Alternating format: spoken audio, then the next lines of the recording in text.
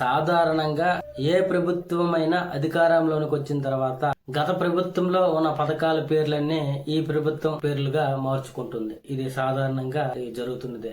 కానీ కొన్ని పథకాల పేర్లు ఎన్ని మార్చినా దానికి పునాది వేసిన వ్యక్తి మాత్రం చిరస్థాయిగా ప్రజల్లో గుర్తుండిపోతారు. ఉదాహరణకి మనం చూస్తే కిలో బియ్యం ₹2 అనగానే మనకి గుర్తొచ్చేది ఎన్టీ రామారావు గారు. అలాగే ఆరోగ్యశ్రీ అనగానే మనకి గుర్తొచ్చేది వైఎస్ రాజశేఖర రెడ్డి గారు. అదే విధంగా సంక్షేమ పథకాలు, గ్రామ వార్డు సచివాలయం అనగానే గుర్తొచ్చేది వైఎస్ జగన్మోహన్ రెడ్డి గారు.